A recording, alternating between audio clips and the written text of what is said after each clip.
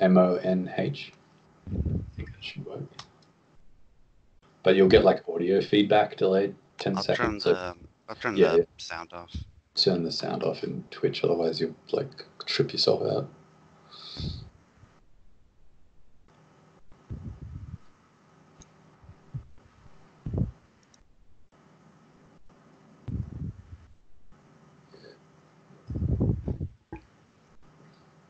All right. So yeah, so I see that chart. Yeah, that's the EOS distribution.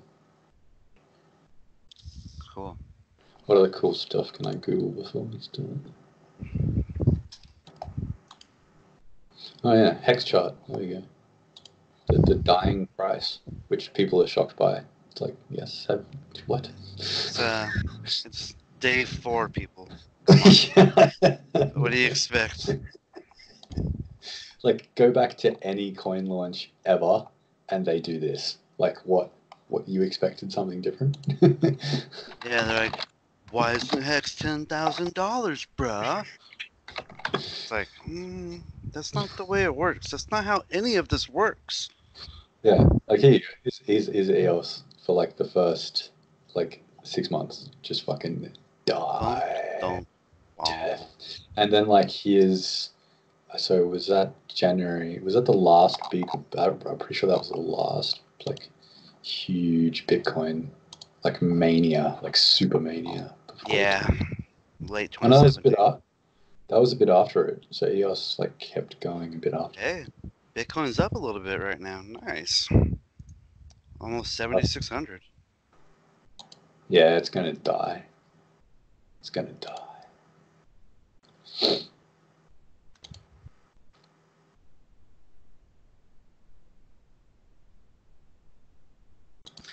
Did you see this video today from this YouTuber? Let me go into my... Dude, he did such a great piece on this whole Hex thing. His name is The Crypto Lifestyle.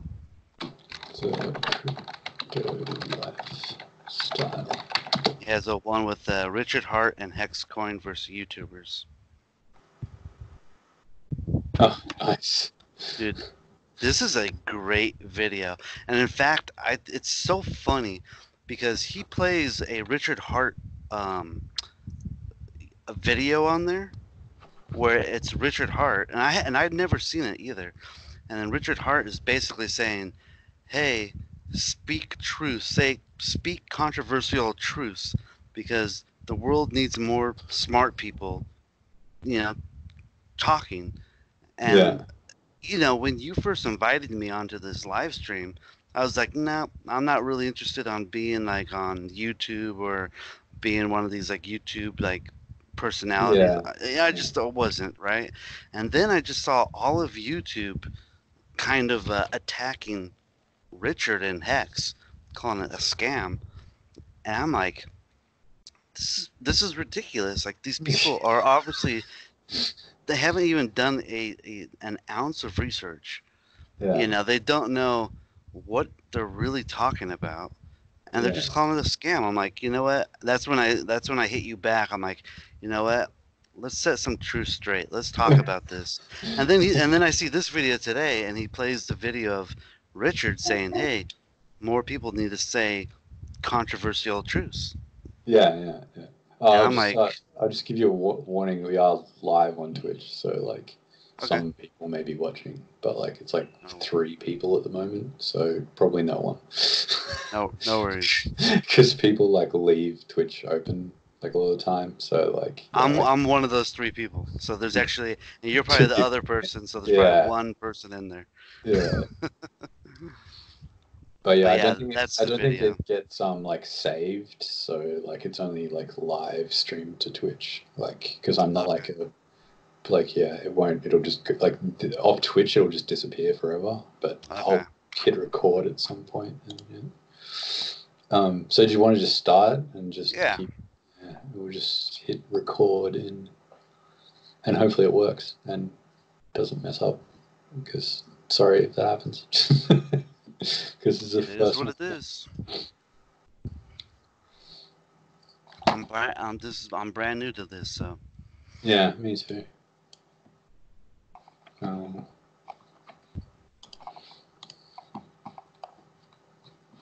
Where's the better one to start with?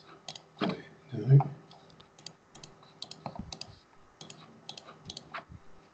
I want heaps of Richard garbage on that thing. He's a very good speaker, isn't he? He's very eloquent. Yeah, I can see why people call it a scam. Like, it's understandable. Like, it's full scam tactics. It's built like a Ponzi without the Ponzi scam. Yeah. Now, could it die into the ground forever? 100%. 100%. But so could everything, though. Yeah. I always say, hey, nothing is forever. The dinosaurs weren't forever. The Roman Empire wasn't forever. The sun will not be here forever. It's just a matter of time until everything dies. And with that said, it's just basically, how long is everything going to survive, and why is it going to die? Because I can give you 100 reasons why I think Bitcoin could go to 100,000, but if you tell me, hey, this is going to die, you kind of need to give me a reason why you believe it's going to just vanish and go away. There we go.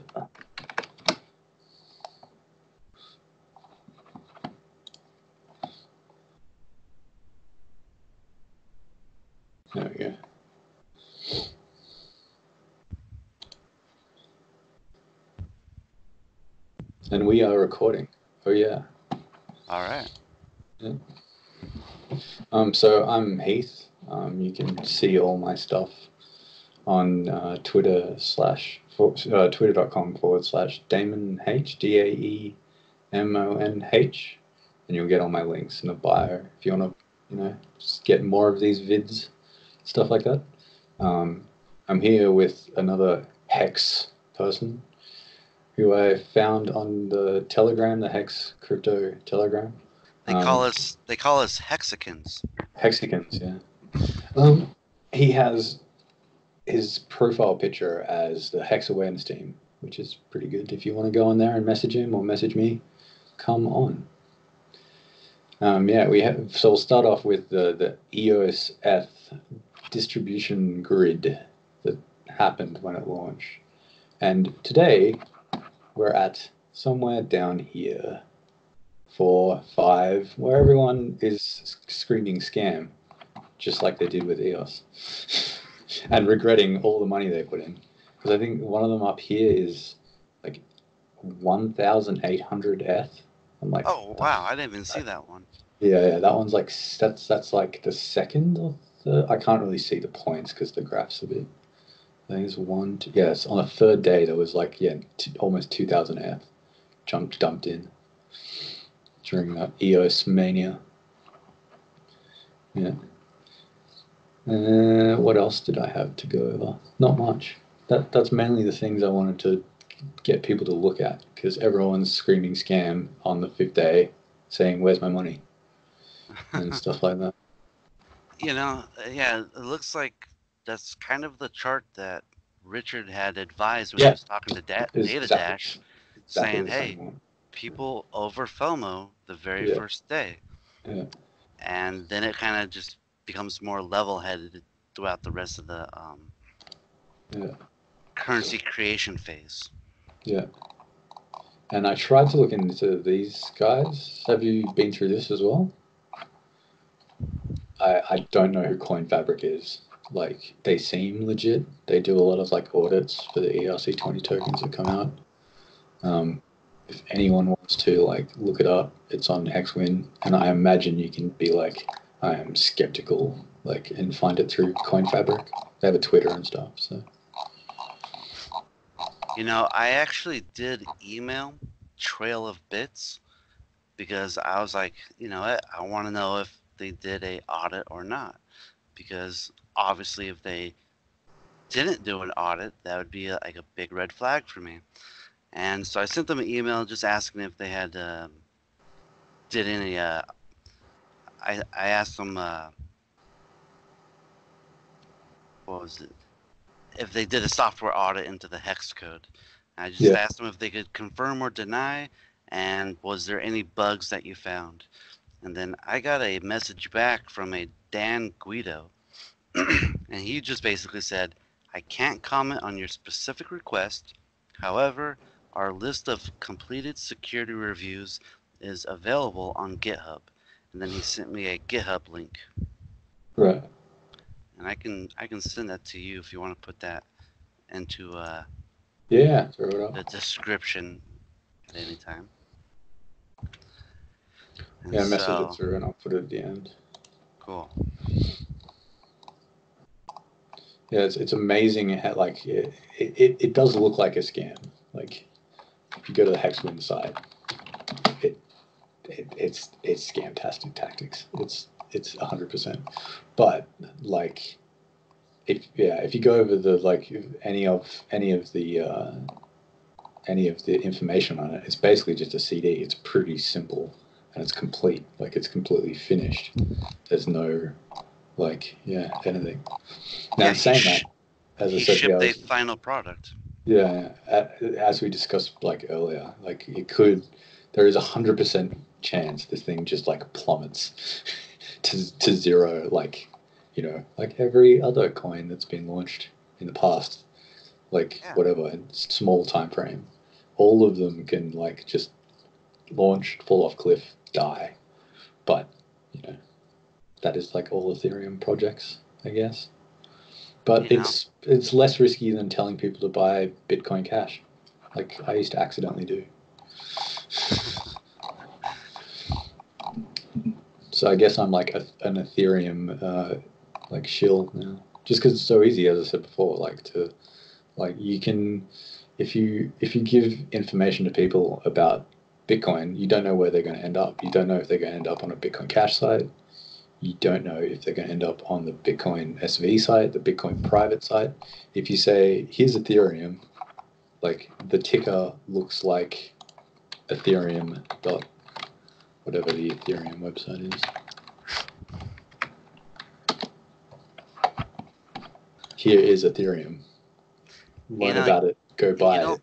You don't really have too many problems with people looking for Ethereum and accidentally get into Ethereum Classic. Yeah. There's not that same problem that is with Bitcoin. It doesn't have that. Like you can just say, Ethereum MetaMask is good. Use that. Trial it out. Also note, these things may, like all of them are completely risky. Like Bitcoin could drop 90% in a day and you're completely wrecked. But like at least they're not going to buy something that is really odd, because there are some really weird Bitcoin folks, like confusing ones that I've found at least. I've never really been a huge fan of Ethereum. Neither. I've never, like, I got some and tried it, but I've never really even owned any Ethereum until I wanted to get into the Hex project. And now, because of the Hex project, it's actually opened my eyes a lot more to Ethereum. And I think it's a lot cooler than I've given it credit for. Yeah. The way I've always thought about a lot of these cryptocurrencies is basically like Bitcoin is like a digital gold. It's just a big chunk of wealth that you can buy into. Litecoin is always like digital silver. And then I've always looked at Ethereum as digital oil. And I think, when do you buy oil? You just kind of only buy enough that you're going to use. It's not. I've never really looked at it as a real investment or a storage of value, but I do get it. That it has all these smart contracts, and I used to troll people online and say, because they're like, oh, Ethereum's gonna be so cool. Ethereum's gonna be awesome. And I'm like, okay, well, what's your favorite smart contract? Which smart contract do you plan on using? Because I don't know of any. And then they're just like, shut up. But now with Hex, there is a smart contract that I feel is worth using on Ethereum. And I think it has a wonderful use case that Bitcoin, Litecoin, and Digibyte and many other coins just can't address. And Or that's even the opportunity to launch something from it. So like obviously you could like as is done with EOS. So they use Ethereum to launch whatever next project, and then they can easily like move it into something else if they want to. Like that's really an amazing thing that Ethereum can do. When I saw them fundraising EOS on Ethereum, I always thought that was kind of crazy. I'm like, this is like a competitor to Ethereum. Like you're giving your money, your Ethereum, to this entity, and they're gonna use that money to attack the network that they're sitting on. It's like they'll just do different things though. Like all of these, like they'll just if EOS is, I'm not a proponent of EOS at all. I don't even know anything about it, but like there's with all of these things, like that's the difference between like Bitcoin and Litecoin and Monero. With all of these things, there are like trade-offs. Like there's trade-offs in speed, security, like ease of use, like the ease which the programmers can develop new stuff onto it on. Like there's always trade-offs. So even if Ethereum launched like 10 other EOSs, like Ethereum will still be around because there's trade-offs whenever you like switch around and stuff. So yeah. We'll go on to the dying hex chart, which people are for some reason shocked about. I think we were going over that in the beginning for a short while, but it's thank God Richard put in that 90% auto stake, because if he didn't, all these maximalists, all these people that just have a hatred of the cult of personality of Richard Hart, that they would dump 100% of their bags. And I really appreciate that he put in a 90% 50-week vesting period. It's like, I was watching that Naomi Brockwell interview, and she's like, "Oh, they're forced to lock up their coins? Oh my God, that doesn't sound like a scam at all." I mean, I'm like, no, that's actually a feature. That's not a, that's not it's not a bug. It's not a bad thing. You want to prevent, if you're just going to give away coins, you want to be able to prevent people from just dumping it.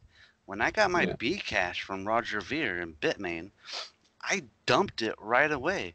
And I just want to say thank you to Roger Ver for giving me $10,000 extra that I put right back into Bitcoin. And look at what that lawyer from Mt. Gox did. He sold so much Bitcoin and so many Bcash coins that I was getting kind of worried. I was like, I think this guy could really, really hurt the Bitcoin market just by selling off all these coins and then giving the Mt. Gox investors, $400 each, because that's what their Bitcoin was worth at the time, even though Bitcoin's worth like 7,500 right now. I'm like, that is so shady. It's like, okay, we're gonna sell your Bitcoin for 7,500, and it was probably even higher too, and we're only gonna give you $400. What? Yeah.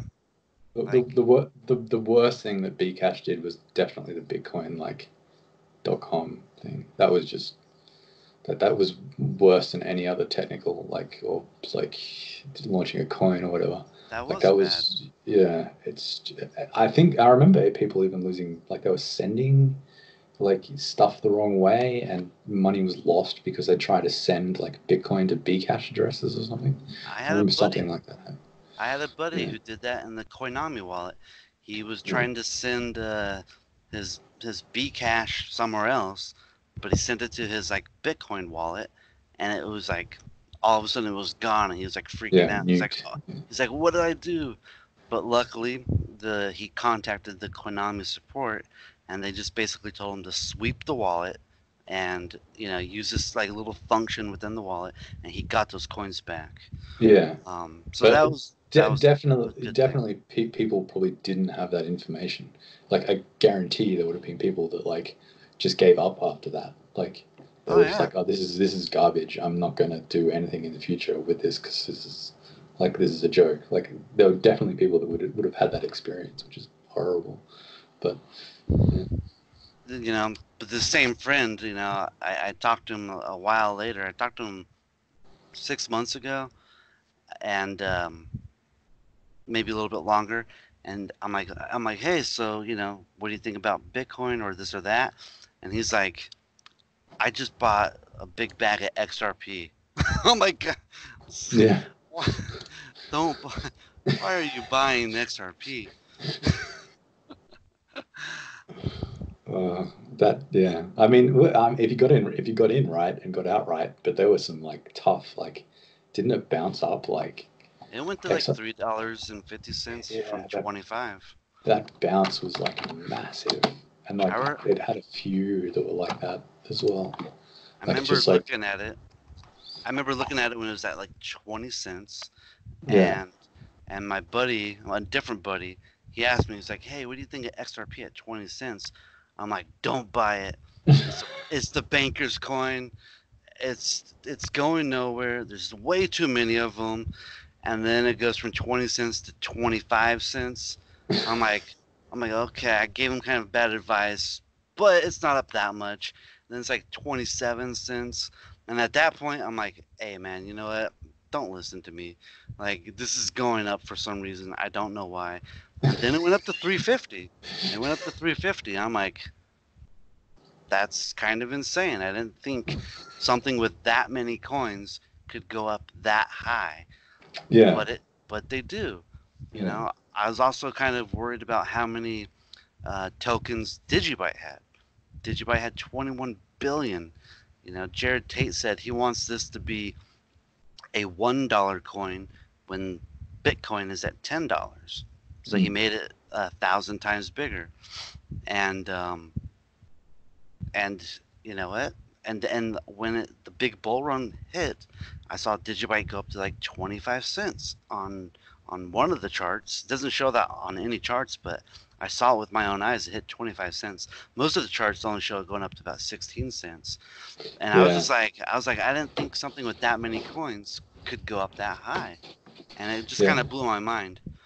And so when people kind of complain that Hex has a lot of coins, that it's going to be anywhere between 400 billion to 900 billion, I'm actually not that worried about that because it's all relative. I mean, if you can get 1 million coins, it doesn't matter if there's 900 billion of them. You're going to capture a large portion of the network. Yeah, I think they've gone a bit too big with that. I mean, it's only a slight critique. It doesn't really like. I think they've gone a bit too big with the number on Hex. Like, I think the numbers they should have kept it like 100 billion. But it's like, yeah, because you're weighing against like people who don't understand it. Pretty much everyone does that thing. They do the price like it's a cheap coin and like don't understand like the volume of them or whatever. But like I don't know. I think the number's fine. I guess because I have a slightly different take on that because like I've been telling people about Bitcoin for a long time, and they're like, I want to own a whole coin. And I'm like, and it's been anywhere from 3,000 to 15,000, and I'm like, they're $15,000 each, and they're like, oh, I can't afford that, but I want a whole coin. And I'm like, yeah, but it doesn't matter if you want a whole coin, you could put in $100 and you'll get $100 worth of Bitcoin. You don't need a whole coin. But they're like, but I want a whole coin.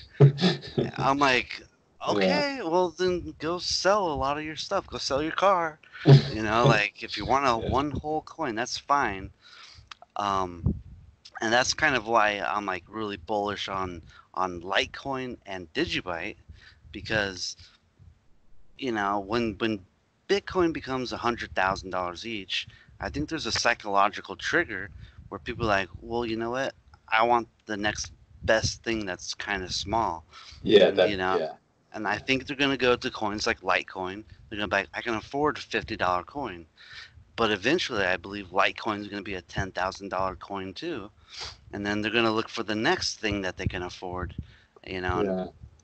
and they're going to I mean, just keep looking for smaller coins that they can buy whole units. yeah, I'm like eternally bare. Like, yeah, I'm like down on everything. I'm like every coin is going into the ground forever. Like, but you know, I think that's you know, that's personally, I think a lot of the coins that are in the top, you know, that's inside the public's conscious right now, I feel like almost all of them are going to do very well, even though yeah. most of them shouldn't. It's going it's going to grow. Yeah, that's the other thing. There will be a hex style token in the future that is not as honest. Like it'll be some scam or it'll be some semi scam that like comes out of the next. That's why like I think there will be a next bull run just at some point, probably like in 2022 or 23 or whenever it is. But there will be a like another project, maybe not as bad as like BitConnect or like what was it, the One Plus, the one token, Yeah. but like there will be something in the next bull run that's just complete. Like you can pick it out of the last bull run. You go back through like the coins that have just like dropped off a cliff and the websites don't work anymore, things like that. That like they had no like they were almost a scam. Like there's variations of scam. There's like the horrible thing that you've seen on YouTube recently. We're like the scam. It's all a scam. Hex is a scam. Like that's just so lazy.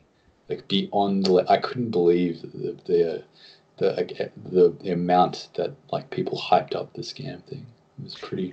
It's really been blowing my mind, you know, Yeah. like all these YouTubers who, you know, I had a little bit of respect for, and Yeah. they were just like, this is a scam. And you're like, but how is it a scam? Yeah. And, you know, and none of That's them have any good answers. yeah. They're like, well, Richard Hart's getting a bunch of Ethereum, therefore it's a scam. I'm like, no, it's completely out in the open. He's not deceiving anybody that you're trading your Ethereum for, you know, whatever percentage you put it into the Ethereum bucket, you'll get the same exact percentage that's inside the Hex bucket.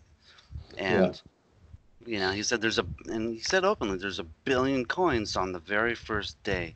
And then after that, it becomes dynamic based on how many people free claim. Yeah, and I think some people had like the half thing.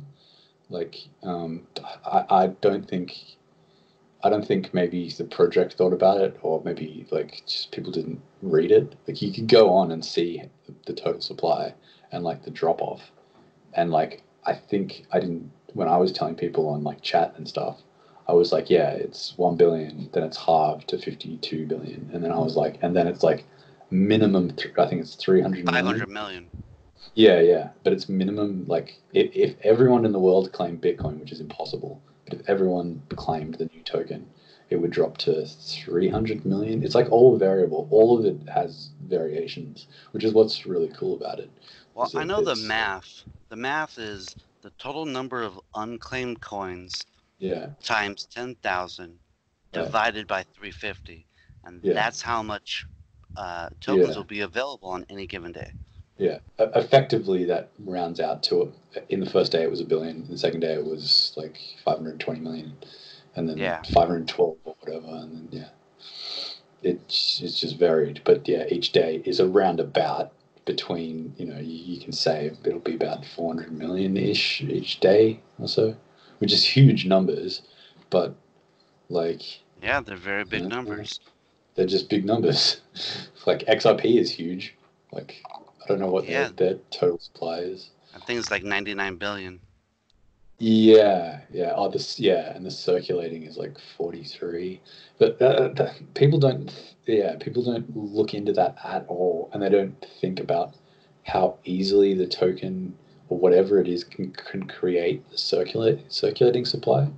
Like they don't look into that. Like XRP can just dump it in. Like at any point, Yeah. the total supply can become the circulating supply. That's it. You can just dump it in. Well, I know with XRP at least they do have a lot of it on time lock, Right. where it gets unlocked. I don't know when it gets unlocked. I think it's like every month or maybe every 3 months, and whatever they don't sell, you know, they just put it back into a time lock. But you know, I don't know a lot about XRP. I just kind of feel like to me like, you know, XRP is a functional scam. You know, where it's like it's a rich man's trick to get you to buy to give them your Bitcoin. They're like, hey, you know, buy our XRP, and we'll give you and you'll give us your Bitcoin, and we promise to work with banks. And so a lot of like, you know, normal people that think, hey, oh well, if banks are going to use XRP, then that's going to be the thing that, you know, that's going to really take off, and therefore I should buy XRP.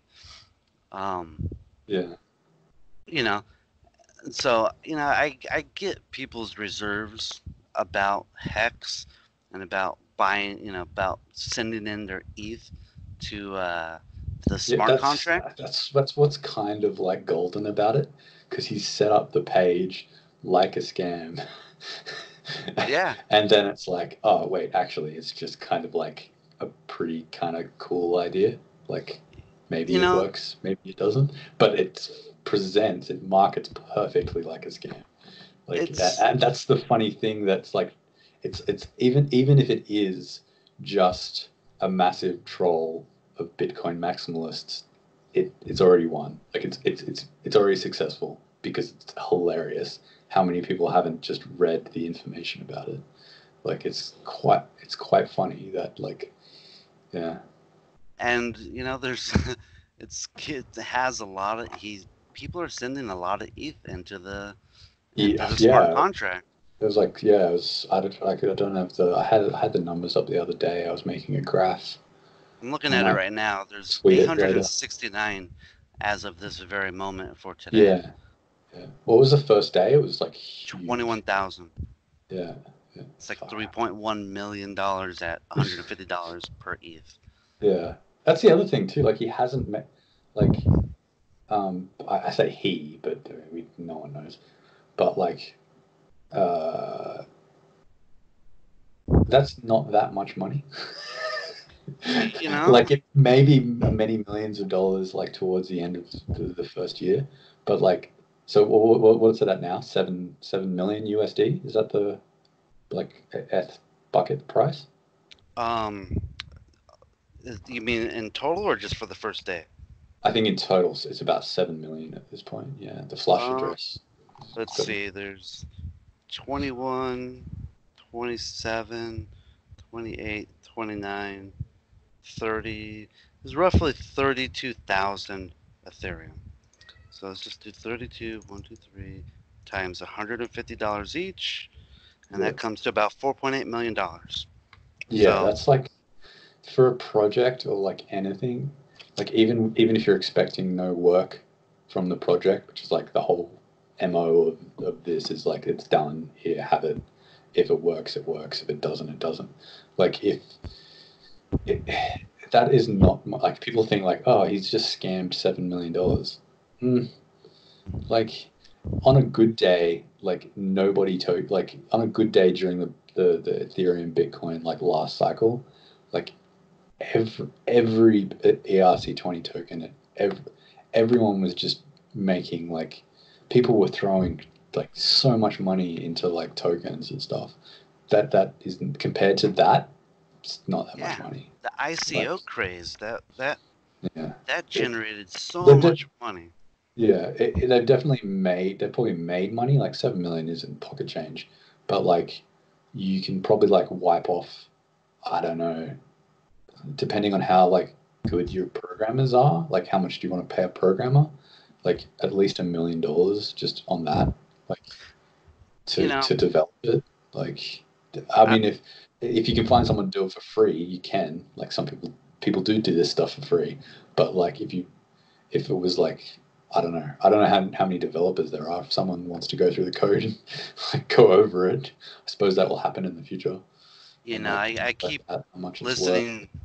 I keep listening to Richard, and he's like, "We've gotten rid of several developers, and we've gone through a bunch, and Yeah, you can't. this and Yeah, that."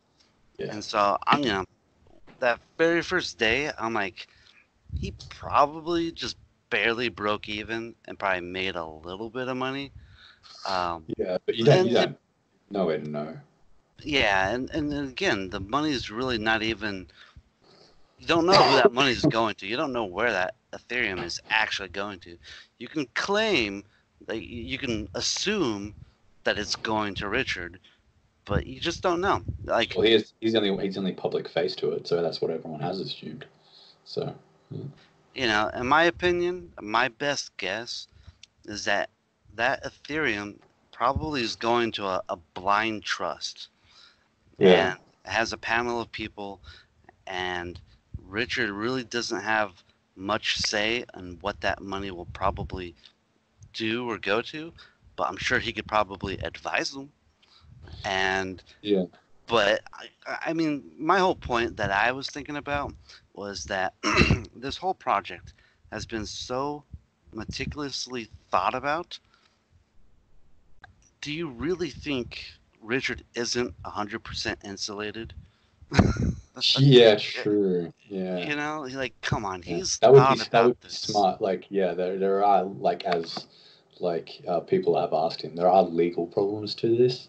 So like, yeah, people would be protecting themselves from like obviously like that's what you do. I guess you wouldn't just Yeah. be like, yeah, It's like, like oh, I'm I'm just this gonna make a random Ethereum address and have that be that's where it's person. gonna go. Even if you were producing an honest to God scam, like even if you were scamming with a group of people, like you wouldn't like trust each. You know what I mean? Like, Yeah, like there's no that's honor what. among That, thieves, right? yeah, even like BitConnect. I'm sure there were like the ways that project. That's why it probably fell over too, because like And do we I even think know who was behind BitConnect? they did arrest. Yeah, we don't. I don't think there was ever like ever one. There's never one person in these things. Like in these like massive scams. There's never But like but was just anyone actually like arrested with BitConnect? I mean, uh, I've never really heard much about that. yeah. I don't. I'd say the people that are actually responsible for like setting it up, most of them got away. I would put money on that. Like because they Which were is trying to. crazy because they set up like a whole conference. Yeah, It's like, how do you set that up? Just through proxies? You're hiring event coordinators and no one knows who's actually like running the show. yeah. So Hex is a interesting like like what do you call it? What would you call it? Experiment, I guess, in this. Like, I think something like this will make it up 100%. 100% there will be like, it might be Hex, could be like, it could be some other project, but one of them, like this idea of like different ways to produce, like not just by turning on computers and, mining stuff by throwing electricity at it, like some other like token or like thing that you have that you invest in that like benefits all the holders, as it were, will like something like that will take off. It might be Hex, but might see, not. Might be me something else. personally, you know, ever since probably around 2011, 2012, I was on the Reddit website. I was on the conspiracy section, Hmm. and that's where I learned about Bill Still, and he had a couple different documentaries. One called Money Masters, the other one Yeah, called the Road to Oz, which was about the Wizard of Oz and how that was an allegory about the road being gold and it leads to a city of, the Emerald City is like fiat. Yeah, he's like And the gold guy. Yeah. yeah, I've seen those. Yeah. and ever since I discovered like those documentaries, and then I also found Mike Maloney and his whole gold stuff, I became like an Austrian economics like proponent. Like I was like, hey, Austrian economics is better than Keynesian economics because it helps the little guy save, versus Keynesian is like, oh, you should just empty out your bank account and help the economy. And Yeah. really all you're doing is enriching corporations. And Yeah. so I've always been an Austrian economic fan, because I'm like, you know what? You need to save your money for a rainy day. And that is actually what's going to pull us through these recessions that we often get. And I'm like, that is the way to go. And then Bitcoin comes along, and it's just kind of like the perfect storm of me discovering, Austrian economics at the same time as Bitcoin. Mm. And I was like, Austrian economics that is the way to go if you're just a little guy like me and you. Yeah. And then here comes along Richard, and he creates this Keynesian economic system that has inflation and built into it. But Yeah. instead of the inflation going to the Federal Reserve and big banks, the inflation goes to the little guy who saves his money and locks it up. I'm like, oh, I get that inflation? Yeah. That's awesome. Like, you know what? I can deal with that. Like, I want my money to work for me. And I Yeah. feel like he's really built this system that has completely changed, my mindset when it comes to economics. And Yeah. Yeah. now I go, oh, Keynesian can work if it's on blockchain. Like, Yeah. and if it's Well, distributed in a fair way to the people who hold the money. yeah. Well, yeah. So yeah. So that's why I think something like this will take off. But yeah. And Um, so I don't, that's I'm not like, I wouldn't put like all my money into Hex. no, neither would I. Yeah. I'm a big Bitcoin guy, and I like Bitcoin, I like Litecoin, I like Digibyte, and now I really like Hex. And I've only put maybe less than 2% of my net worth into Hmm. Hex. Yeah. Like most of my savings are actually still in Bitcoin and Yeah, Litecoin. which is yeah, good. It's the same. It's the same as everything. Like, Yeah, I mean, I'm not a financial advisor or whatever. Like yeah, everyone neither says am that. I. Don't take this advice. Yeah, I'm yeah, not but giving out like any kind of it's financial advice here. I will say what you can go read about in newspapers. They will often it's always varying. Like if you go to one financial advisor, they'll say put 0% into cryptocurrency. It's all a scam. It's all a pyramid. Like more reasonable ones will say, oh yeah, put 1 to 2% of your money. Others will say 5%. It all depends on your like because financial advisors are pretty sure they have like a risk range. So like depending on your age, they'll like calculate what you should like, and it'll vary amongst financial advisors, but you'd have to go see one. But yeah, people that like you, it's like your 401k. You wouldn't put like all your like retirement savings into one thing. Like just as you go down, the riskier it gets, put less in there. The same Right. with Bitcoin. Like if you buy Bitcoin or like Ethereum or like one of the top ones, most of your money should be there. And if you want to go further down the list through through the pages and pages of like stuff, put less money there. Probably a good idea. You Not know, a financial advisor, but an interesting less money thing, in the list. an interesting thing about 401ks that I kind of learned recently was that because of the whole like stock market crash back in the Yeah, 1930s, yeah, like people they basically created the 401k to get people to reinvest inside the stock yeah. market because no one That's trusted it. yeah. Like, hey, That's the funny thing about saying that too. Like people say, like this is what I find hilarious. They say, "Don't." I'm not a financial advisor, which is obvious, and don't listen to anyone on the internet about it. But speak to a financial advisor. And then if you accidentally went to the wrong financial advisor, right, and they put your money into like a bad 401k, even yeah, those systems you may lose like 30%. like that's what happened during the 2008 financial crisis. People's 401ks were like, like 30% gone. Yeah, yeah. I was So talking to a coworker, and he said he lost like 80% of his 401k, and he's just now got it back. far out. You know, like the stock market has done so well these last like 2 years that like it's just coming back. I'm like, and he's like in his 60s, and he's like pretty Yeah, close to retiring. I'm yeah. I kind of guess it, like, I think you should yeah. probably take that out, bro. And that kind of like when that happens to people, when they like they have a 401k, it drops 40%.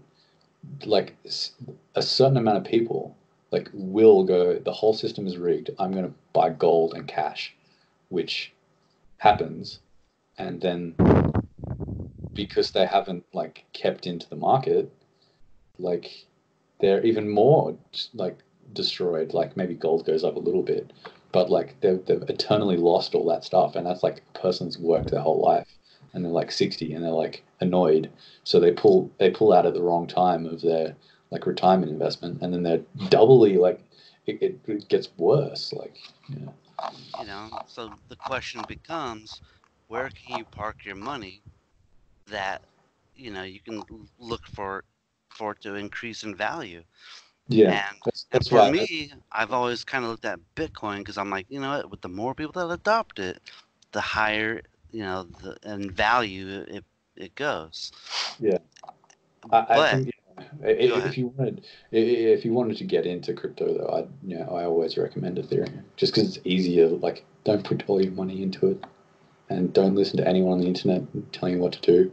But even just like if you wanted to just do it for free, like join a community on the internet, download the Ethereum wallet, and most people in Ethereum will send you free tokens, like to just look at and be like, have 100 whatever. Like you can create your own. You can do it for free, and play around with Ethereum. Like that's good. You know, I recommend that if but you have money.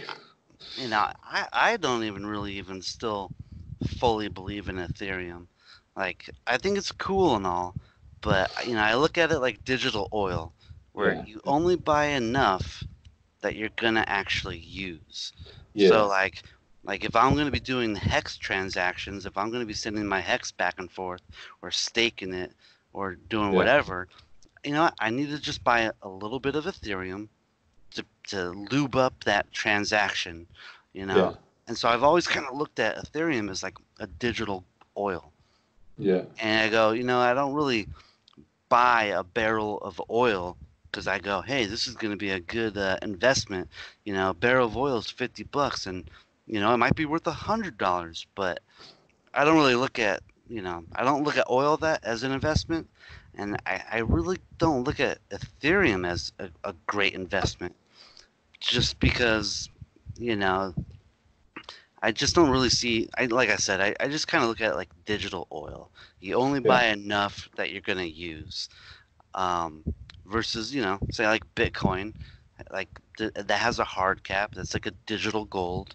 There's a scarce amount of it, and you know it should go up in value the more people that adopt it.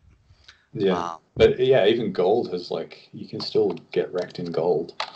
Like yeah, and that's the funny thing about like gold proponents. It's like you can still like gold price or whatever it is. Like there are definitely, periods of like 10 years of just it's flatlined, and that could continue to happen, maybe. it's a little less than $1,500 right now. Yeah, over there it's like 2,000 here, 2,000 Australia bucks. Oh yeah, so I'm in America. Yeah. Uh, I'm in California, so yeah, I have it at You have fourteen real ninety money. two. You have real USA freedom bucks. Yeah, that's I don't call that real money. Anything fiat is not real money in my opinion.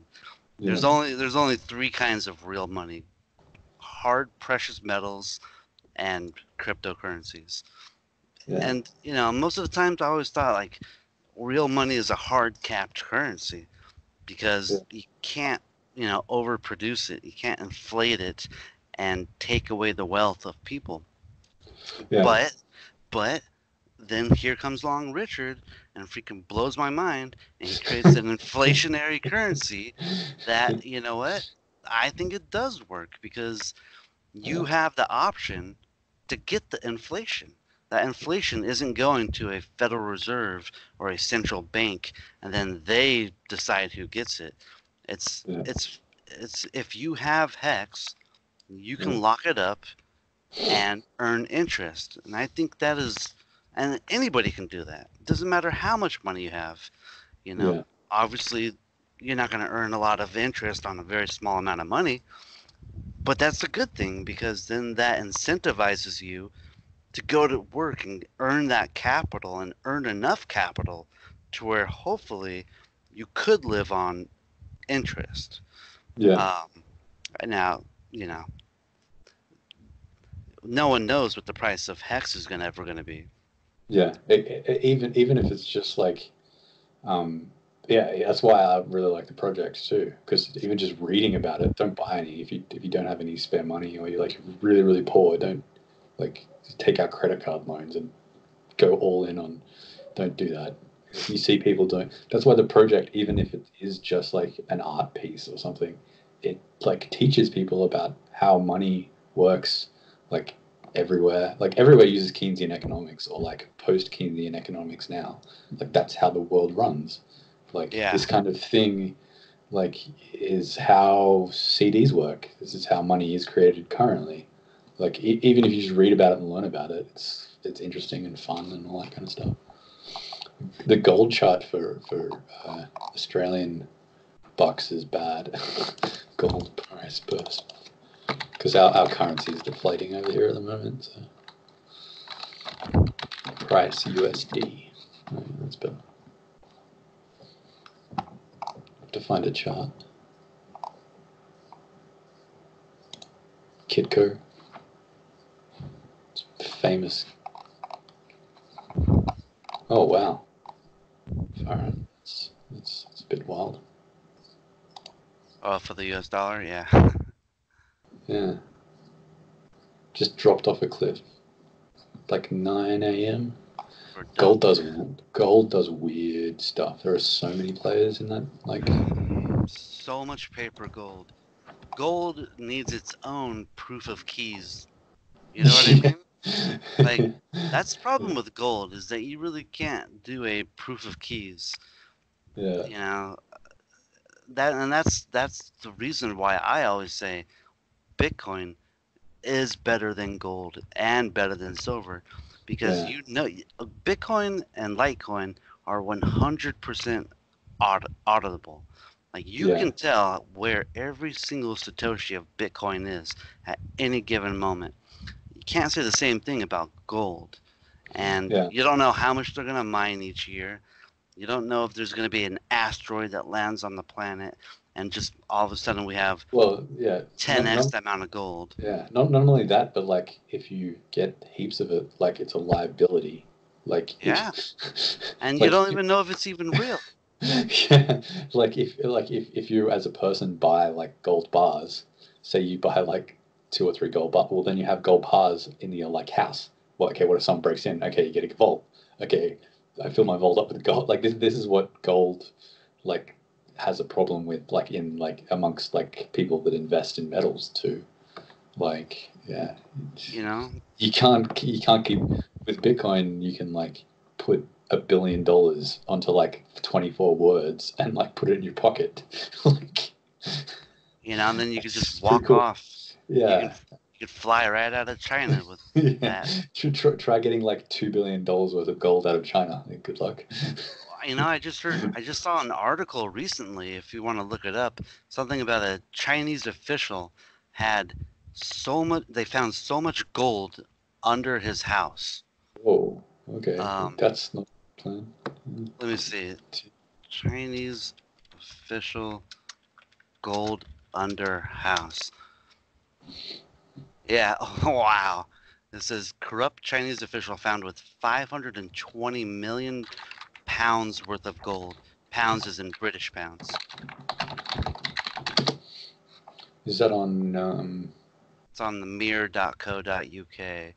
That was on Daily Mail too. damn, I hate looking at news these days. It's so hard to get like some of these things are like just complete like yeah. Rid of the Daily Mail. Yay. It says detectives discovered an astonishing 30 billion pounds. So pounds is in the Great British Pound. And site is so it's a bit more in USD. It's about the same. It's a bit more. Australia's like backwards, like all ours is a bit less. Damn fiat. But I mean, good luck trying to go anywhere with that much gold, right? Like how do you even like spend that without it being suspicious at all? Yeah. You can't. And but I don't think very many people have that kind of problem. Yeah.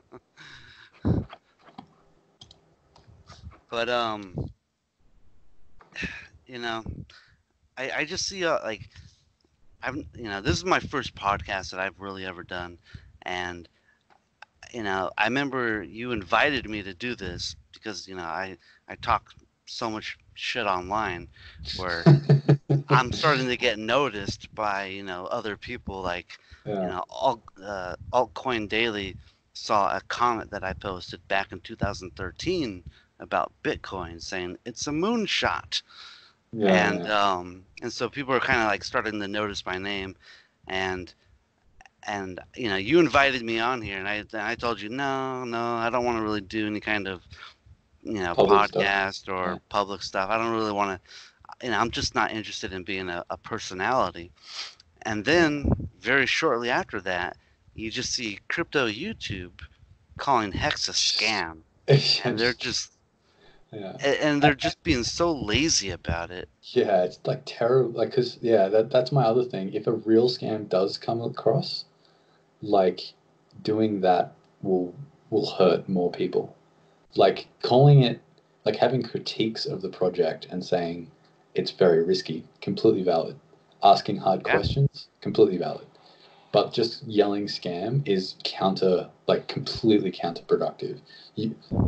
All that'll happen is a real scam will come along later that like doesn't have any work put into it to like try out different stuff, and it'll just it'll be another BitConnect.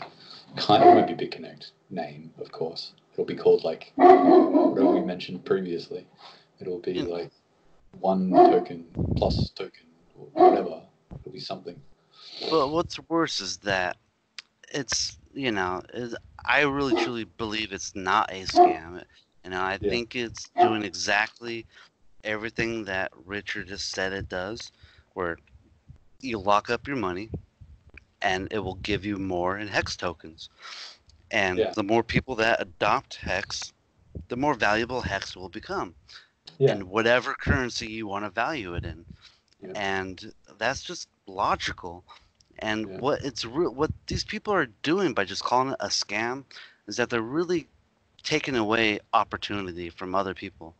Like I saw a comment just the other day saying, I heard people calling Bitcoin a scam a long time ago, and that really kept me out of Bitcoin. And so, like if I would have just done more research, I would have realized Bitcoin wasn't a scam, and I could be a lot better off today, just 5-6 years down the road. And so they're really costing people an opportunity to really look into this, because the sad fact is that no matter how much information you provide people, a lot of people just do not look into stuff. Like I see people coming into the Hex chat room every day, and before the snapshot, and they're like, when's the snapshot? When's the snapshot? When's the snapshot? And you're like, bro, you're the 4,777th person to ask that. It's pinned at the very, very top. Just the problem is that people just don't read, or they don't look into stuff. They just kind of want to be spoon fed. And when you spoon feed them, it's a scam, it's a scam. You're not really doing them a service. And then when you ask them, why is it a scam? They're just like, because Richard Hart is going to make a lot of money. Yeah. It's like, well, And, that doesn't yeah. mean it's a scam. Yeah. And one of the guys I do follow on YouTube that is good is Doug Polk, I think. Oh Crypto. yeah, He's a poker player. He's not a crypto guy, but he posts I very rarely on crypto.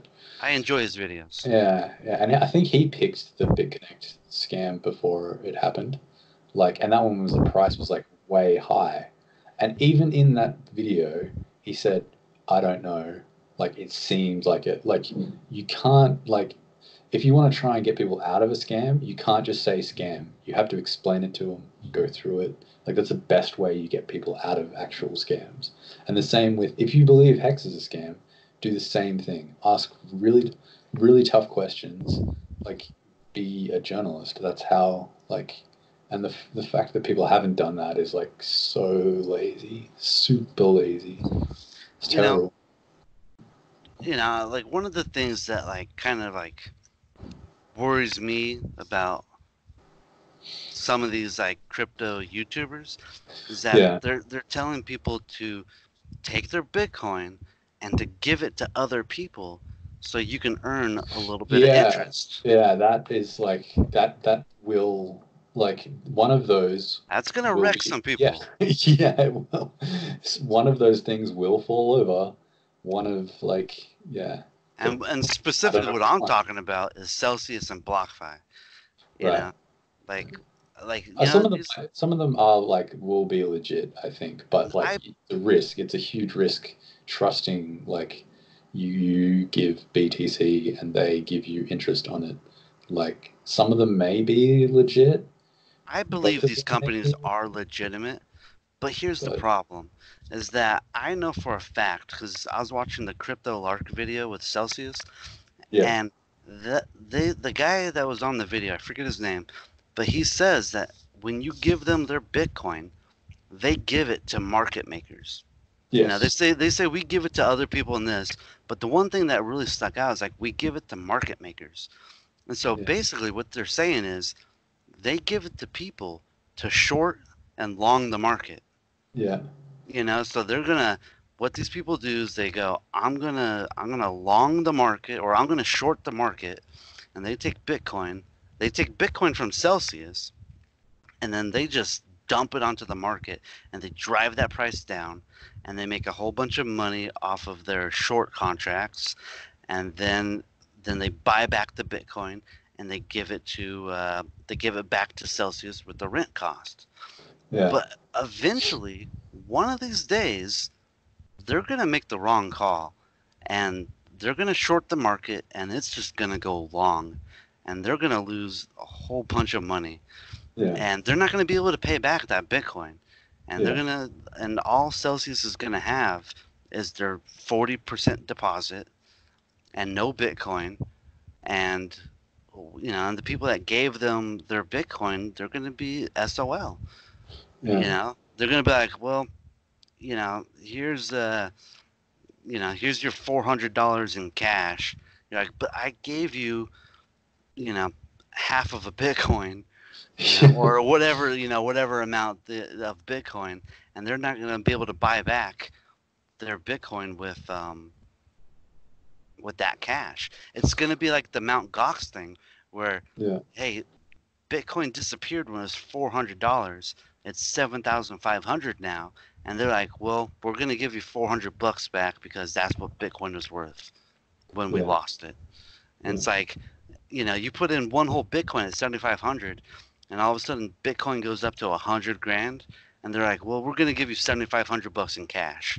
Okay, and you're like, well, it's I gave you something that's worth $100,000 now. I want that $100,000 asset. I don't want $7,500 in cash. And they're gonna be yeah, like, sorry, that's what we have, and that's what you agreed to. yeah, And so I feel really, you know, like it's such a huge risk giving your Bitcoin and other precious cryptocurrencies to these companies, and that yeah, is what I really like about the Hex project, is that you can park your wealth in Hex, yeah, and it will give you more in Hex, but that's what you've signed up for, and it's completely transparent. And to me, that's not a scam. You know, like, Yeah. hey, they're going to give you interest. It's an interest-bearing time lock, and you get paid more in Hex. And to Yeah. me, it's like, hey, you know what? It's just like every other cryptocurrency, like, you know. Yeah.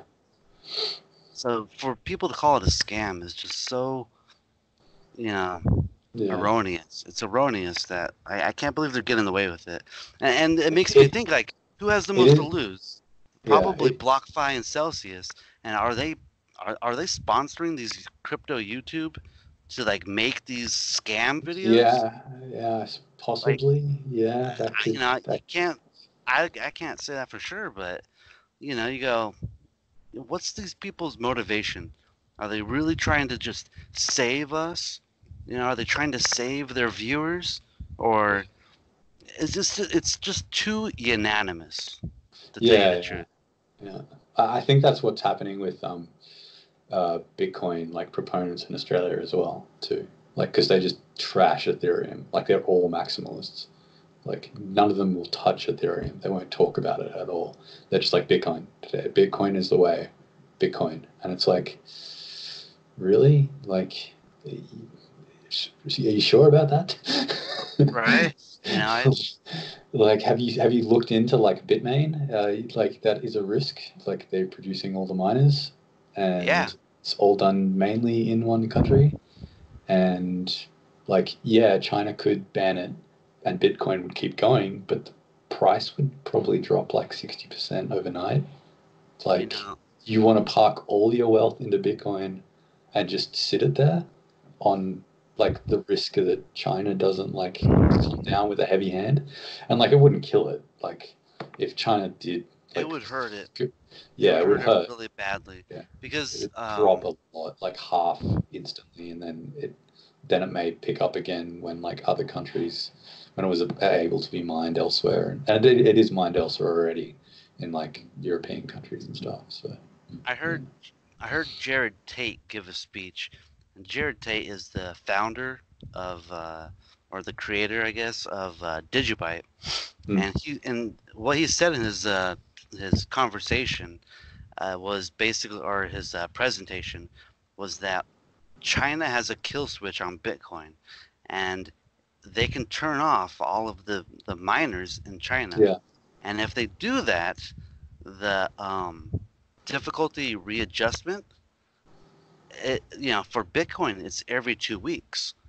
yeah, And he said it could really slow down the network so much by dropping down the hash rate that the fees would get enormous, and then the yeah. transactions could take days or weeks to even confirm, and then you'd Well, get a whole backlog because the blocks are transaction. so small. Yeah, You'd get this whole backlog, and it could really halt the Bitcoin network for weeks or even months. Like, yeah. Unless you paid like a massive fee. yeah, you'd have to Yeah, probably pay like $1,000 to move 5, and yeah. that's just not good. I So did that when the bull run when it was like $40 a transaction. I yeah, was like, yeah, I remember I was like, I need to move some of this money. I'm like, holy crap, a $60 fee. I'm like, this is a little bit ridiculous, and I was kind of starting getting concerned about Bitcoin, yeah, and but I still don't like Bcash. I don't, yeah, I don't like the contentious fork that they did. yeah, But I do think that Bitcoin could move up its block size a little bit. yeah. Um, I almost kind of feel like the reason why Bitcoin hasn't skyrocketed in Hmm. price is because I believe Wall Street is funding the Lightning Network, and they're like, Wall Street's like, hey, because I know that like the Mastercard, the digital currency group, um, is owned by Mastercard and some other people, Yeah, and it has a whole bunch of Wall Street companies built into it. And I know that the Lightning Labs that Elizabeth Stark owns is part of the digital currency group. And so I believe MasterCard is basically MasterCard is funding the Lightning Network. and feels like to me like they're trying to keep the price suppressed until they can get a real good second layer solution going, because they don't want these $60 fees to happen again. Yeah. And so if you just let Bitcoin just run, it's going to have problems, and people are going to switch to other currencies. They're going to move to, Bcash and Ethereum and all these other side chains, side forks, and it's just not going to be good for Bitcoin in the long run, I think. Yeah. I don't think Bitcoin will go away. It'll always be there. It'll just sit there. The value might go to like $2,000, and they'll have like more problems. That's if there's no another next cycle, whenever it is. What I always say is that there's only 21 million of them. Yeah. Yeah, they'll always have some value, I guess, because it's just like super interesting. And plus, people have lost so many Bitcoins that that's true. Some Bitcoins that just cannot be sold. Therefore, there will be a little bit of value just kind of trapped in there. Yeah, I'm sure I created some of that. Like in the beginning, I mined. I've given away a lot of coins to friends, like $10 at a time, and I know they just didn't appreciate it, and they're like, and they just throw it away like, it's just a $10 digital bill that I'll never use. I'm like, well, thank you for your contribution to everyone else, I guess. Yeah. I mined this is a sad story. So probably about the time when Richard was mining, or I loaded the thing on my computer ages ago, and I loaded it and started mining for an hour. So maybe I would have got it probably would have been only be $1,000, still $1,000. That's but I mined it for a short period and went, that's cool, and then closed it and just walked away. Now that's probably that was that's probably worth $1,000. I don't know how much it would have generated, but it wouldn't have generated much. But it was in a pool or whatever during that period. So it might have been one, maybe, if it was only a very short period of mining or whatever. But yeah, that kind of stuff happens. And I'm sure there's old mining pools that probably have because back when there was around that, and when pool mining came in, people would mine on a pool and get bits. So I'm sure a lot of miners just messed up a lot. So there's probably stuck amounts everywhere because they've switched over to a new wallet or something like that. And that, or someone the amount of forgotten keys and stuff would be massive. But yeah, but there's no way to find out the true number. I suppose you could do chain analysis and pick the wallets that are stuck there for long, but then you don't know if someone's just written down the keys somewhere and just held onto it or whatever. Or just completely lost that key and just kind of walked away. Yeah. After the Peter McCormick epic meltdown with that's why I was saying before that maybe Richard paid him to say it's a scam, because that was how I can't believe that was real. You know what? After that happened, I looked him up a little bit online, and apparently he's had a lot of bad luck. He's never talked about Ethereum. He's a maximalist. He's BTC always, or he says not. I don't know that much about him. The first time I really actually ever heard of him, and I didn't even know it was him, was when he had that Plan B guy on his podcast. And I listened to it, but I didn't even realize that was Peter McCormick, right? And then Peter goes on to Richard Hart, has an epic meltdown. So I start looking into Peter a little bit, and then I go, oh, he had Plan B on his podcast. But then I found this other article about Peter and how he just kind of he got in before 2017 and did this huge bull run up, and he had $1.3 million, and then it just all came crashing down. He bought $300,000 worth of mining hardware. He lost $25,000 at a casino and just laughed it off, and just he lost so much freaking money. And and so now he's probably just like super, risk adverse. Yeah. And so he sees this new thing and he's like, you know what? I've been burned by all these ICOs. He probably bought a crap ton of ICOs that were actual scams. Or just like not good sometimes they're just not good projects. They promised the world and then they realized, oh, the world's a very hard thing to produce. Yeah. Like, oh, Golem, we're gonna be the decentralized internet. It's like, okay. Yeah. Sure. Or just just a very like that was a big thing too. Like just a very basic scam. It's like, this is a token release. Here is our white paper. Like that was big. Like it wasn't really a scam. It was just like, I suppose it is a scam. It's just. I remember when people like Floyd Mayweather, they were like, yeah, that kind of thing. Yeah, he was like, I'm gonna get rich from this fight with McGregor, and then I'm gonna get rich with this ICO.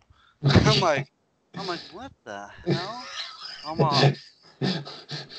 I think Bitcoin might succeed. Like, we're getting like boxers talking about not necessarily Bitcoin, but about cryptocurrencies. And at the time, like, I didn't know what the hell he was promoting was, and I still don't know. But I know he got in big trouble for promoting that. And so, but yeah, and the Bitcoin community turned me off Bitcoin. Like I was full almost maximalist. Like I was like, yeah, Ethereum's cool, Monera's cool and stuff, and like the community turned me off itself because they're just so annoying. Like you mention anything other than and then they're like, and then you mention Bcash and they're like, yeah, Bcash is bad, and it's like, okay, so Bcash is bad and everything's bad. Everything's bad. Just Bitcoin. And then I tried out Lightning and I was like, this is difficult to use, and yeah, it'll help it if Lightning goes along. And they're like, and then some people in the Bitcoin community don't like Lightning. Like it's super weird. Their grievances are really odd. I'm still a big Bitcoin guy. Yeah, but I downloaded I think the Blue wallet because that was a Lightning wallet. Right. And I was like, I put $10 of Bitcoin into it, a very small amount, and it just wasn't really working, and I couldn't really figure it out. Yeah. And I'm not a programmer or a developer or nothing like that, but I'm pretty technical savvy. And I was having problems. I'm like, this is just not working. Yeah, that's how I was figuring out which projects during the run up. I probably should have invested more in more solid ones, but I didn't have money at the time. But just go on the websites and just download, use the product before you put any money into it. I can't believe I have to say that, but do they have a wallet? Is the wallet on Windows? Is it on Linux? Is it on Mac? How accessible is it? Does it work on your phone? Do that before you buy anything. That's a weird kind of recommendation to say, but it seems super obvious. But no one did that in the last Hype Mania bull run. No one did that. Everyone was just throwing out promises. Right. Mm-hmm. Okay, I think do you want to wrap up here? We've gone on I think about an hour now. Okay, yeah, no, that sounds great. Yeah, we can do another one maybe in a month. See if Sure. the hex price is still going into the ground, which is sure. It's interesting to see when if it does bump up, when it does bump up, at what point. I just like watching the will the ETH keep going down in the buckets? Maybe. I kind of believe it will. It's gonna probably just even out but at the same time, there's always gonna be a couple guys with one Ethereum that just throw it in right there at the last hour. Yeah, and people too, going back to that graph that we did before, where was it? Somewhere. The distribution graph. If everyone's looking at that, picking when EOS did the lowest period, then it'll mess it up. It won't be at that point because it's game theory. If it says on the graph that day 50 and 150 on the old EOS graph is the best time to put in to get the max amount of hex that you want to get. Like, if everyone does that, it won't work. Like, those days will inflate because everyone will be trying to do what, like, the information they have. So it's kind of cool. It's kind of cool just to watch that. You don't have to put lots of money into anything. You just watch it and be like, oh, that's cool. That's interesting. You know, I always think about, you know, like one of my old goals was like I always wanted 21 Bitcoin because I'm like, hey, there's 21 million Bitcoin, and if I can get 21 of them, I'll have like only me and a million other people on the planet can own 21 Bitcoins all at the same time. Yeah, I used to just upload it to calculate it, trying to figure out how much it will be worth and stuff. Yeah, and I go, you know, I think, hey, look, if I can get 84 Litecoin, you know, there's only 84 million of them. That's only me and a million other people can have that many Litecoin and that many Bitcoin. And so I kind of think the same way about Hex. I think of that about almost all the currencies. I go, I want to be 1 in a million. Yeah. Because we have 7 billion people and there's so much money on this planet that if you could be 1 in a million, you're gonna do fine. And I look at Hex, and I go, yeah, 900 billion is a lot. And real quick, it's 3:55 where I'm at, so we got 4 more minutes before Hex closes, and you can get 409. Oh, someone just dumped in 419,000 Hex per Ethereum. Yeah. So that means for basically 2 Ethereum, you can get 800,000 Hex. Yeah. And if Hex, if the currency blows up to 800 billion coins, that means it only takes 2 Ethereum to capture a millionth of the network. Yeah, yeah. And, you know, that's very reasonable, you know, for a lot of people. It's, you know, it's about $300 to capture a millionth of the whole network. That means only you and 999,000 other people can have that much Hex all at the same time. If Hex were to blow up to 800 billion tokens. And so even if the project does completely die, like, it's cool just to see the graphs later on. Right? Like, even if you've put like $100 or whatever, and you stake for different periods or whatever, and you play around with it, even if the value is worth 0, it's cool just to look at how inflation works. Like, I don't understand the hate. It's weird. But yeah, so, you know, I think the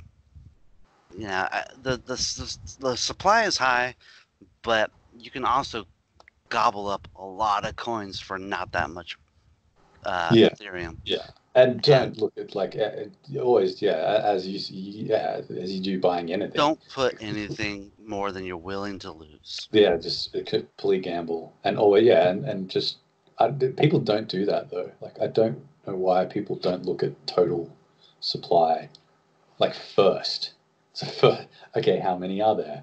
Okay, can they be subdivided? Okay, with Bitcoin you can. So you can just own 0.005 Bitcoin, and the value will go up, and you'll still have. But I want to own a whole coin. Yeah. I want to own a whole coin. Yeah, that's why I think the bigger supply coins are like, you can like debate back and forward like how big, because obviously then it gets ridiculous, like 1 quadrillion coins. Okay, that's a bit silly, but like that's why like a bigger amount seems more like XRP, even though I don't really like it personally, but like it's $3. That's easy to, like, you know, if you wanted to sell something in XRP, like a shirt for $20, it's, you know, whatever it is, 4 XRP or whatever. It's an easy, like, it's the same with normal world currencies. Like, how much is like USD to an Australian dollar? Okay, it's about units. Yeah, it's like easy, like that works amongst people. So you could go back and forward. You could go, okay, do you want your token to be 1 cent? Like, well, Yeah, that's an argument for that. I mean, that means you're like buying a shirt for like 100 units or whatever. But I think a lot of people just don't even know how to read, decimals. They don't know how to say, oh, it's a 200 million satoshis. They're they like, were trying to do that. They were trying to change the like. That's why the centralized thing around Bitcoin is bad, because there is no like. They should force the unit to the milli Bitcoin amount. So one Bitcoin is equal 1,000, and then it's yeah, like $6 or whatever. And like I yeah, always show people that I'm like, think in milli Bitcoin. Don't think in Bitcoin, because it's too like one Bitcoin is $7,682 or whatever. Think one milli Bitcoin is $7 or whatever it is. Yeah. yeah. No, I totally agree. But yeah, that's I don't know why like that the units haven't changed. They should change the units, but I suppose people like the big number. Bitcoin's $10,000. Well, not anymore. So let's have a look at the Bitcoin price before we sign off.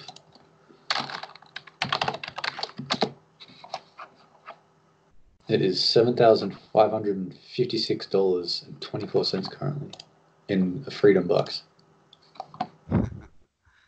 How much was it? 75. 7,556. That's not bad. Or in poor Australia dollars, that's 11,000, just over 11,000. Hey, you know what? Sounds even better in Australia bucks. I I call them dollar reduce. Yeah, that's what when it went back to like 14K, I was like posting everywhere. I was like, look, Bitcoin's back at $20,000. They're like, what? No, it's not. I'm like, in Australia it is. Yeah. Because it went back to like around 20,000 again, but it was in like Australian money, so Yeah, and Canadian pesos. yeah, Canadian's very close to ours.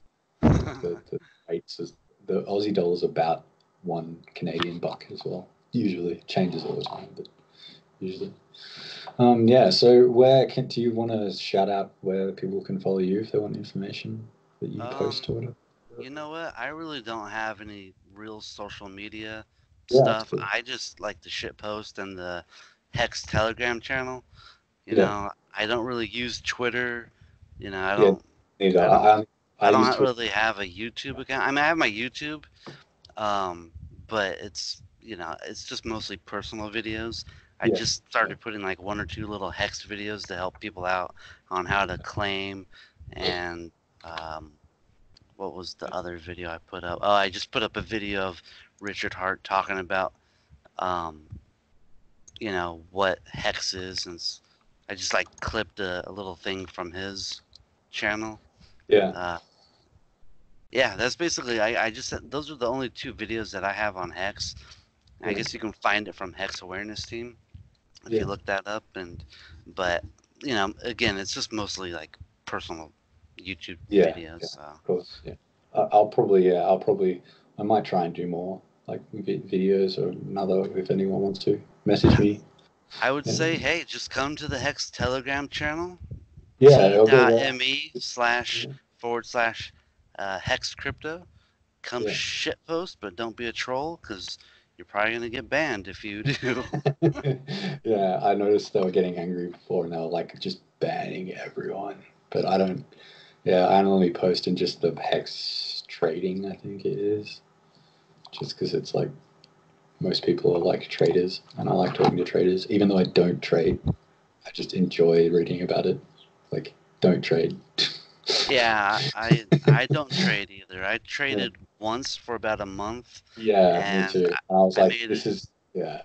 I made a little bit of money, but it was so stressful, Yeah, and it's I pulling. almost lost a lot of money. I Yeah, came so close, but yeah, and I when I came that close, I was like, all right, I'm yeah, done. I'm done trading. This is not good. I'm gonna lose all this money. yeah. Actual serious traders too. Um, like put in about because I've read about it a lot to like get into trading, and then I was like, no, I'm not doing it. It's not for me. Like, it's not something I can do, and it's too stressful, and I'll just like I can't handle it. But actual like proper traders don't do a 2-hour course with Tone Bays.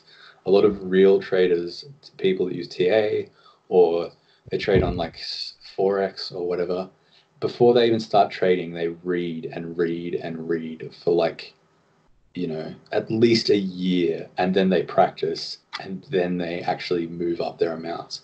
Like, if you want to get into it, like, that's what you're getting into. And like, don't watch Tony Vay's or watch a YouTuber be like, click my link, don't do that. Like, read about it a whole lot first before you even consider it ever. Another thing I was thinking about was Richard Hart. He shits on traders so hard. He's just like, stop trading. This is like, you're harming someone on the other side, because Bitcoin is a zero-sum game. In order for you to gain, someone else has to lose, and it's bad. It's bad for your psyche. It's bad for everything. There is there is an argument against it, but I'll keep it for another time. Yeah. And the last point being was, but it's mostly true though. For like 99% of people, do not do it. Like, yeah. And if you are, research a whole. Like when people say learn about crypto before you buy it, like it's a risky asset, all that stuff. That's true. Like 100%. Like do that. For trading, it's like 100x.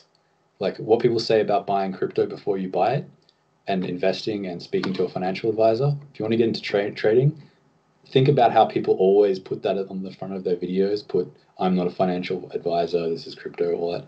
Think about that, and then go, trading is like 100 times the difficulty of just buying crypto. Like, yeah, that's how much of a bad thing it is to do to start trading unexperienced. You will just completely lose money. Yeah, no, 100%. All right, DaemonH, Heath, thank you so much. That's all good. Yeah, we'll chat again sometime. Maybe. It was a fun conversation. Hopefully people listen to it and don't listen to people just screaming back and forth each other on YouTube, because that doesn't do anything. Do your own research, people. Trust me. Read the FAQ, all right? The frequently asked questions. Just go through it, not everything on YouTube is the truth. Don't just let people spoon feed you their side of the story. 100%. Okay. Ending. Yeah, there we go. Stopped. That's it. Perfect.